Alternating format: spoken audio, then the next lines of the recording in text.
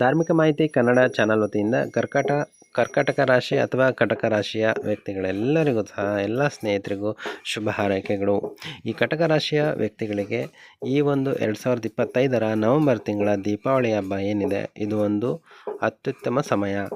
ಪ್ರತಿ ಮನೆಯ ಮುಂದ್ಗಡೆ ದೀಪ ಯಾವ ಥರ ಬೆಳಗುತ್ತೋ ಅದೇ ಥರ ಇವ್ರ ಜೀವನ ಕೂಡ ಜೀವನದಲ್ಲಿ ಅತ್ಯಂತ ಬದಲಾವಣೆಯ ಕಾಲ ಅಂತಲೇ ಹೇಳ್ಬೋದು. ಈ ದೀಪಾವಳಿ ಬೆಳಕಿನ ಹಬ್ಬ. ಆದರೆ ಈ ಬೆಳಕು ನಿಮ್ಮ ಮನೆಯ ದೀಪಗಳಲ್ಲಷ್ಟೇ ಅಲ್ಲದೆ ನಿಮ್ಮ ಜೀವನದಲ್ಲೂ ಕೂಡ ಬರುವ ಸಂಭವವಿದೆ. ಈ ದೀಪಾವಳಿಯಲ್ಲಿ ನವೆಂಬರ್ ತಿಂಗಳಲ್ಲಿ ನಿಮ್ಮ ಜೀವನದಲ್ಲಿ ಅನೇಕ ಬದಲಾವಣೆಗಳನ್ನು ನೀವು ಕಾಣಬಹುದು. ಅದು ಯಶಸ್ಸಿನ ಉತ್ತುಂಗಕ್ಕೆ ಏರಬಹುದು. ಹಣಕಾಸಿನ ಎಲ್ಲ ಮೂಲಗಳಿಂದಲೂ ಸಹ ಧನಲಾಭ ಆಗುವ ಒಂದು ಸಂಭವವಿದೆ.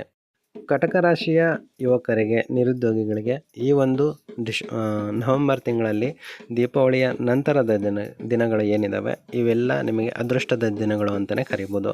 ಏಕೆಂದರೆ ನೀವು ಹೊಸ ಉದ್ಯೋಗನ ಅರಸಿ ಹುಡುಕ್ತಾ ಇದ್ದರೆ, ಅಥವಾ ನೀವು ಯಾವುದೋ ಒಂದು ಜಾಬ್ ಮಾಡ್ತಾಯಿದ್ದೀರಾ, ಆ ಜಾಬ್ನ ನಿಮಗೆ ಇಷ್ಟ ಇರಲ್ಲ, ಅದನ್ನು ಬಿಟ್ಬಿಟ್ಟು ಬೇರೆ ಒಂದು ಜಾಬ್ಗೆ ಅಪ್ಲೈ ಮಾಡಬೇಕು ಅಂತ ನೀವು ಕಾಯ್ತಾ ಇದ್ದರೆ, ಅಥವಾ ವಿದ್ಯಾರ್ಥಿಗಳಾಗಿದ್ದು ಯಾವುದೇ ಕಾಂಪಿಟೇಟಿವ್ ಎಕ್ಸಾಮ್ನ ಪಾಸ್ ಮಾಡಿಬಿಟ್ಟು ಅಲ್ಲಿಂದ ನೀವು ಬೇರೆ ಒಂದು ಜಾಬ್ ಆಫರ್ಗೋಸ್ಕರ ಕಾಯ್ತಾ ಇದ್ದರೆ, ನಿಮಗೆ ಈ ಒಂದು ಸಮಯ ಸುಸಂದರ್ಭ ಅಂತಲೇ ಹೇಳ್ಬೋದು.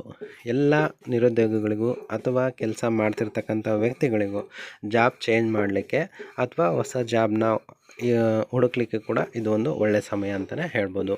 ಇನ್ನು ವ್ಯಾಪಾರಸ್ಥರಿಗೂ ಸಹ ಅಷ್ಟೇ. ಅವರು ಉದ್ಯೋಗದಲ್ಲಿ ಏನಾದರೂ ಒಂದು ಅಭಿವೃದ್ಧಿ ಕಾಣ್ತಾ ಇದ್ದೀರಾ, ಅಥವಾ ನೀವು ಈ ಬಿಸ್ನೆಸ್ನ ಜೊತೆ ಇನ್ನೂ ಒಂದು ಯಾವುದಾದ್ರೂ ಬಿಸ್ನೆಸ್ನ ಟೈಅಪ್ ಮಾಡ್ಕೋಬೇಕು ಅಂತ ಅಂದ್ಕೊಂಡಿದ್ರೆ, ಇಲ್ಲ ಹೊಸ ಉದ್ಯಮನ ಪ್ರಾರಂಭ ಮಾಡಬೇಕು ಅಂತ ಅಂದ್ಕೊಂಡಿದ್ರೆ, ಇಲ್ಲ ನೀವು ಯಾವುದೋ ಒಂದು ಹೊಸ ಉದ್ಯಮ ಪ್ರಾರಂಭ ಮಾಡಲಿಕ್ಕೆ ಲೋನಿಗೆ ಏನಾದರೂ ನೀವು ಅಪ್ಲೈ ಮಾಡಿ ಕಾಯ್ತಾ ಇದ್ದರೆ, ಈ ಎಲ್ಲ ಕೆಲಸಗಳಿಗೂ ಸಹ ಈ ನವೆಂಬರ್ ತಿಂಗಳು ನಿಮ್ಮ ಜೀವನದಲ್ಲಿ ದೀಪಾವಳಿ ಹಬ್ಬದ ಥರನೇ ಬೆಳಕಾಗುವ ಒಂದು ಸಂಭವವಿದೆ.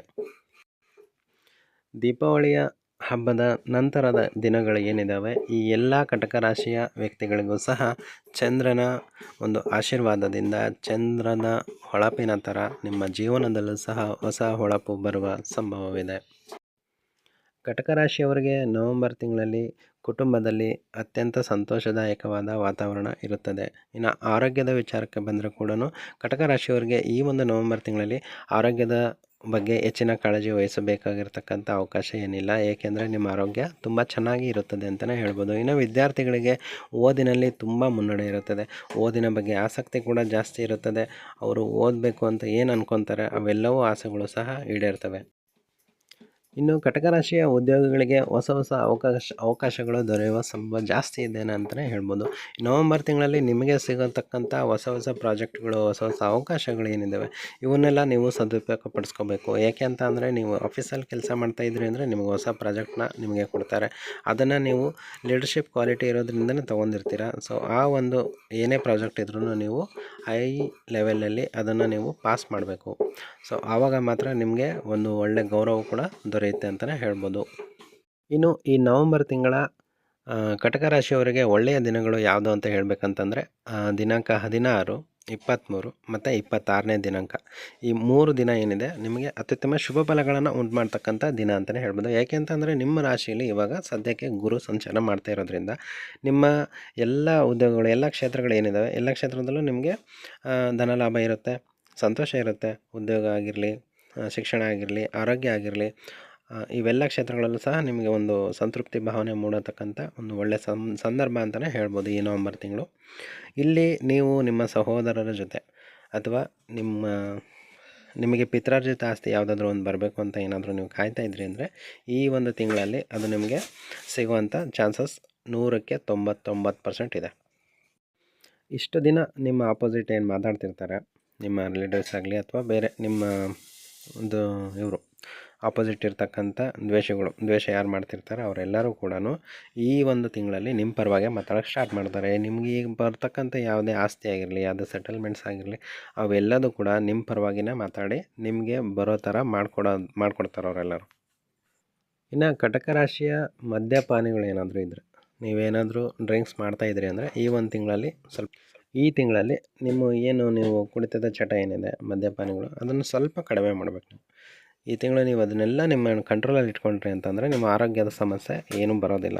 ನೀವೇನಾದರೂ ನಿಮ್ಮ ಸ್ವ ತಪ್ಪಿನಿಂದ ನೀವು ಜಾಸ್ತಿ ಮಾಡಿಕೊಂಡ್ರೆ ಅಂದರೆ ನಿಮ್ಮ ಆರೋಗ್ಯ ಸ್ವಲ್ಪ ಹದಗೆಡುವ ಸಂಭವ ಜಾಸ್ತಿನೇ ಇದೆ ಅಂತಲೇ ಹೇಳ್ಬೋದು.